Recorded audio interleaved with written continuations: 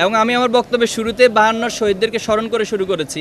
এরপরে কিভাবে ধারণ করতে হয় এটা ওনার কাছ থেকে একটা লিখিত স্ক্রিপ্ট আমাকে দিবেন, আমরা সেভাবে করে ধারণ করার চেষ্টা করব। যে ছাত্র সংসদ নির্বাচন দিলে নাকি লাশ পড়বে, তাহলে এই প্রশ্ন কেন উত্থাপিত হচ্ছে?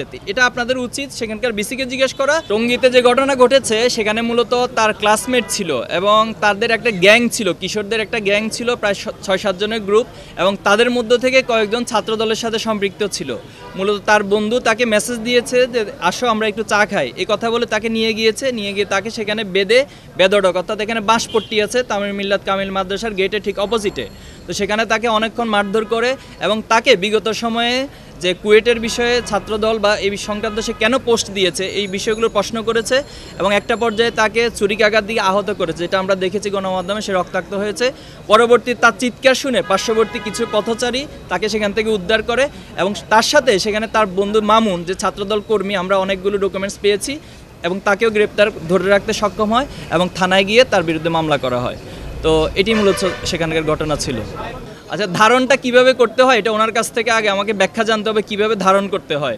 আমরা অসংখ্য কর্মসূচি পালন করেছি শুধু এবছর না, প্রত্যেক বছরই আমরা সেটা কর্মসূচি পালন করে থাকি এবং আমি আমার বক্তব্যের শুরুতে 52 শহীদদেরকে স্মরণ করে শুরু করেছি।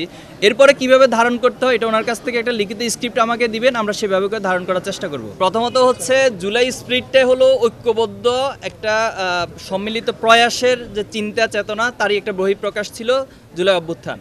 তো আমরা চেয়েছিলাম যে এরপরে আসলে সকলে ঐক্যবদ্ধভাবে কাজ করবে।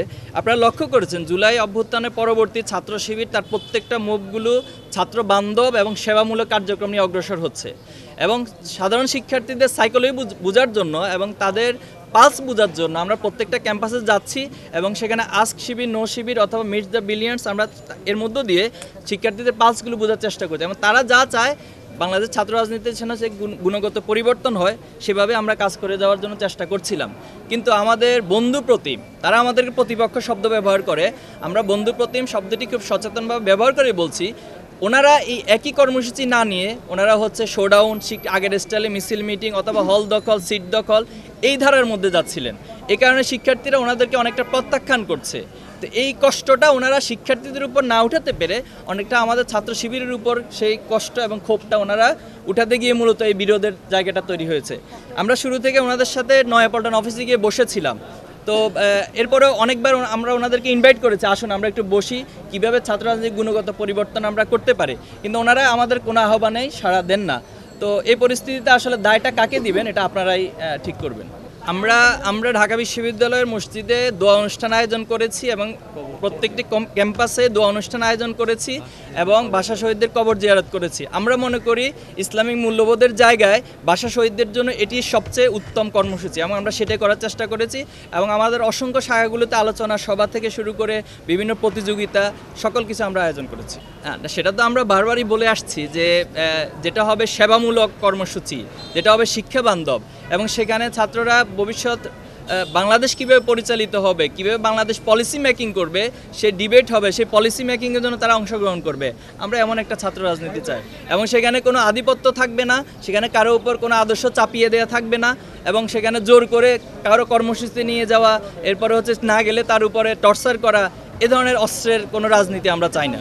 আচ্ছা, আমরা আমাদের সাংগঠনিক একটা সিস্টেম আছে, কর্মপদ্ধতি আছে, সংবিধান আছে, আমরা ঠিক সেভাবে করেই ছাত্র সংগঠন, ছাত্র শিবির পরিচালিত হয়ে থাকে। তো গত বছর 24-এর 31শে ডিসেম্বর আমরা কেন্দ্রীয় সদস্য সম্মেলন করেছি।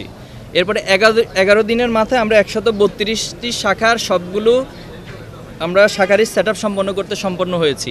এরপর ধারাবাহিকভাবে শাখাগুলো তাদের ইন্টারনাল যে সেট আপগুলো রয়েছে সেটা করে থাকেন এবং সে আলোকে তারা তাদের কার্যক্রম পরিচালনা করে থাকেন। এখন প্রশ্ন হচ্ছে এই 6 মাসে অপর যে সংগঠনগুলো রয়েছে তারা কতটি ক্যাম্পাসে কমিটি দিতে পেরেছে?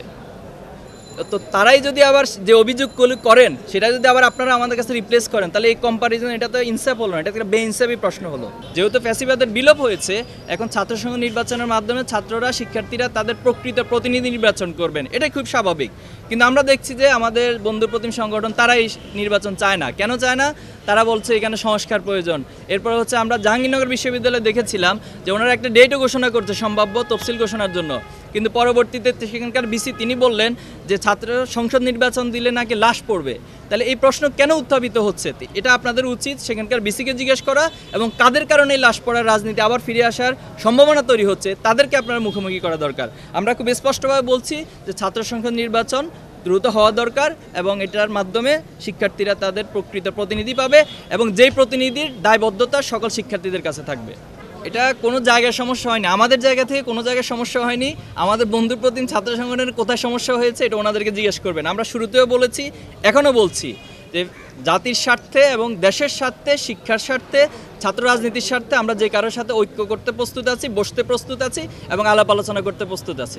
আমি তো আমার বক্তব্যে এই বিষয়টা বলেছিলাম যে পুলিশের এখানে দায় রয়েছে এবং স্বরাষ্ট্র উপদেষ্টারও দায় রয়েছে, কিন্তু আপনাদের কাছে বা আমাদের কাছে প্রতিদিন স্বরাষ্ট্র উপদেষ্টার এই রিলেটেড কোনো বক্তব্য কিন্তু আমরা পাচ্ছি না গণমাধ্যমে। আমার মতে আপনারা ওনাকে এই প্রশ্নের সম্মুখীন করা দরকার, কেন উনি এগুলো ব্যবস্থা নিচ্ছে না। এবং আমরা এটাও বলছি দ্রুত এই সংক্রান্ত বিষয়ে ব্যবস্থা নিতে হবে, আর যদি উনি ব্যবস্থা নিতে অপারগতা প্রকাশ করেন তাহলে ওনাকে ক্ষমা চেয়ে পদত্যাগেরও আমরা আহ্বান জানাচ্ছি।